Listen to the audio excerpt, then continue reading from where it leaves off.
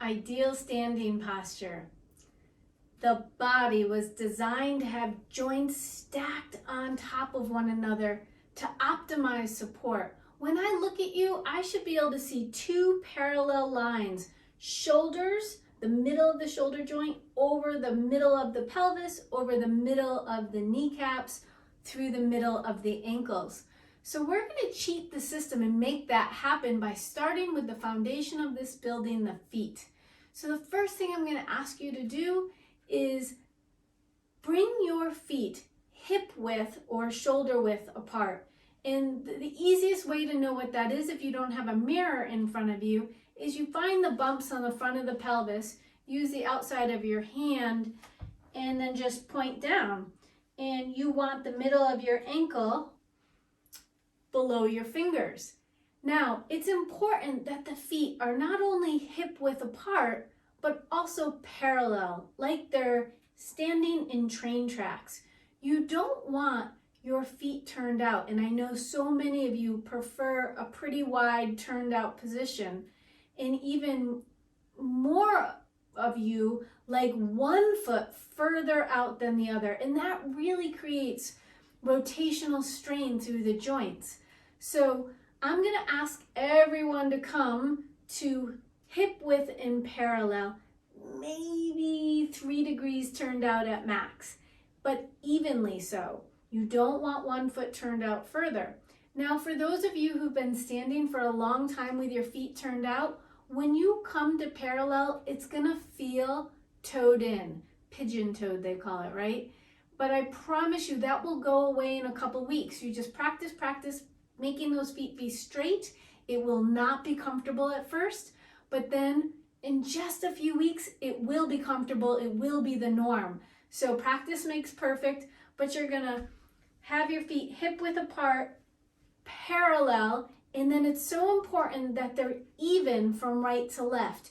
You don't want one foot slightly in front of the other. That also means there's a rotation going through the knees, pelvis, hips, and spine. So it's really, for me as a therapist, I look and go, that's indicative of a pelvic rotation that happens then all the way up, affecting even the neck.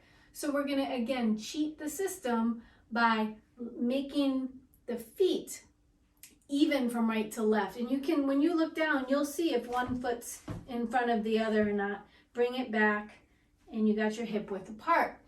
Lastly, with this foundation, it's so important that you're weight bearing evenly through the ball of the foot and the heel. You don't want to be too far forward on the ball of your foot, and you also don't want to be way back on the heel. You want 4 points of even contact from the base of the big toe all the way across to the base of the pinky toe, and then the inner heel and the outer heel. And we're kind of like evenly distributed through the ball and heels, okay?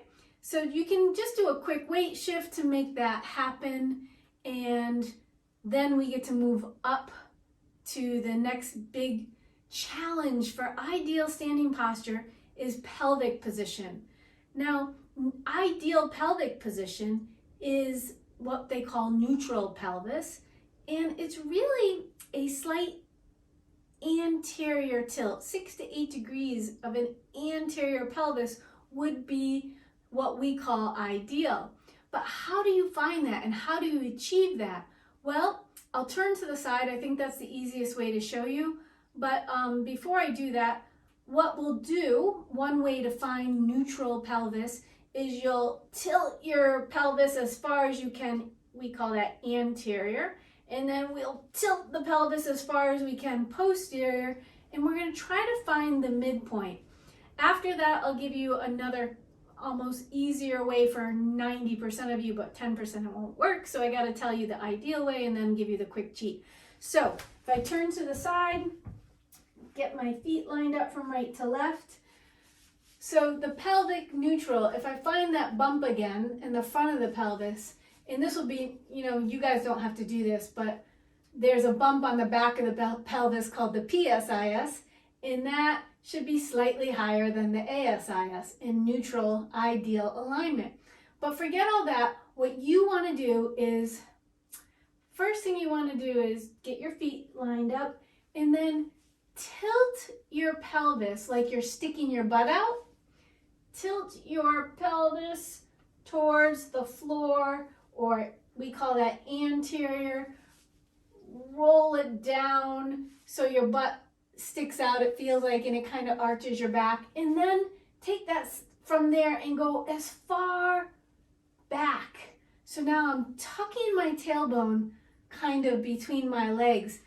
And if I put my hands on the front of the bones, I go as far as I can forward, and then I'm going to roll back as far as I can, and I'm going to find neutral. What's that mid space between that is about there. So you're just going to go as far one direction as far as the other and try to find what's neutral. Now, let me give most of you a quicker cheat for that.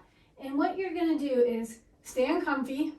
If I stand comfy, I do what most people do, which is my pelvis slightly tucks back and the thighs slightly move forward. And most of us, when we assume the comfy position, we're resting on our ligaments, but that really increases spinal compression forces. So to stand in this way might feel comfortable in the moment, but you're paying a price for it. So what I ask is that you find where your pockets are in your pants and take your fingers and just lightly push the top of your thighs back. It's just subtle. What that does is it gives you that little bit of anterior correction that 90% of people need. If you are one of those people that really have a big arch and you're kind of standing like this and your butt's not out, but if it feels like that, well, you're not going to go further out, okay? But for the 90% of the average person, just take the top of your thighs, push that way slightly. Can you see that movement here? And that's going to bring you into a neutral pelvis. So fingertips to the pockets, bring the top of the thighs slightly back, that tilts the pelvis, and you get to stay in neutral. That creates a natural, gentle curve to the lumbar spine called the lumbar lordosis, which is what we're looking for. That's ideal curve of the spine.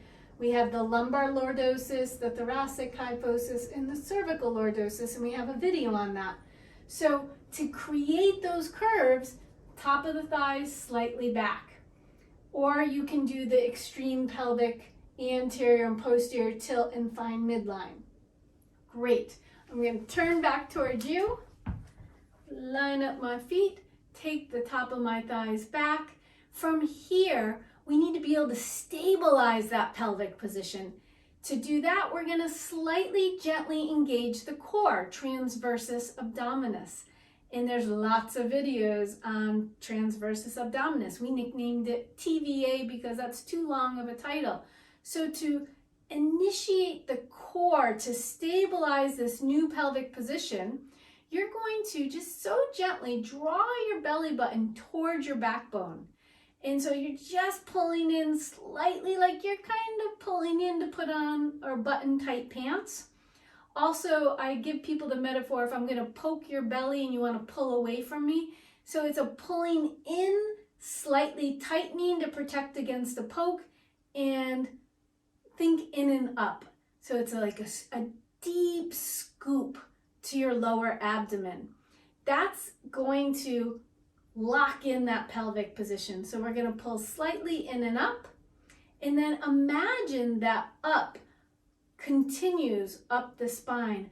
Imagine when you activate your core that you're now going to take the elevator up the spine till you get to the shoulders, which is your next part. Shoulders should move away from one another towards opposite sides of the room. Simply just invite your shoulders to move away from one another towards opposite sides of the room, and invite your right shoulder blade to drop down and into your left back pocket, your left shoulder blade, invite it to drop it down and in towards your right back pocket. So as your core is lifting and lengthening you, the shoulders widen and the shoulder blades drop down and back. So there's this lift, widen, down and back. So there's softness at the top of the shoulders, those upper traps. Imagine your head is bubbling up like a fountain, and the chin should be parallel with the floor. So if you have the thought of your head moving forward and up just slightly, like a bubbling fountain, or the metaphor of a flower moving towards the sun, it's just a slight inner bow here, because so many of you stand here where the chin is up. And particularly when you try to come into good posture, here's what people do. They stick the chest out and they lift up the head. But you don't want to just stick up your chest. You want to bring it up from the core, shoulders widen, and neck slight up and forward. Or imagine that flower kind of reaching for the light of the sun to get its food.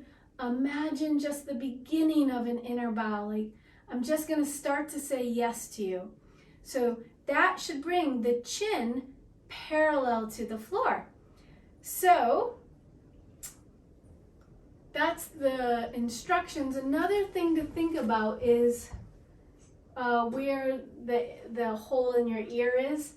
If you find that, and just imagine you're nodding yes from, or no, excuse me, no from there. That level of your ear is actually where your skull sits on the first vertebrae of your neck. So if I just become aware of that and nod no so slightly, then that should be my right position. My shoulders move away from one another. My shoulder blades are down and back, and my head is lifting forward and up, and my core is scooping in and up. My feet are parallel. I think you've got this. There are written instructions. What I recommend is that you stand in front of a mirror and you go bullet by bullet by bullet until you have it memorized, so that you can just be anywhere. You're standing in line at the post office and you're just zipping up, and you're waiting for your kids and you're practicing your ideal posture. The best way to teach your children is to model it. So I definitely encourage you to print off that PDF version of the standing posture, read it through a couple times, because there's so much to it, but I promise you it'll become quick. For me, it's this. I line up my feet and I thighs back, core up, shoulders soft, and I'm there. So you'll find your own way too. It's a boom, boom, boom. But in the beginning, it's a very step-by-step retraining of that body. I know you have this. Good luck.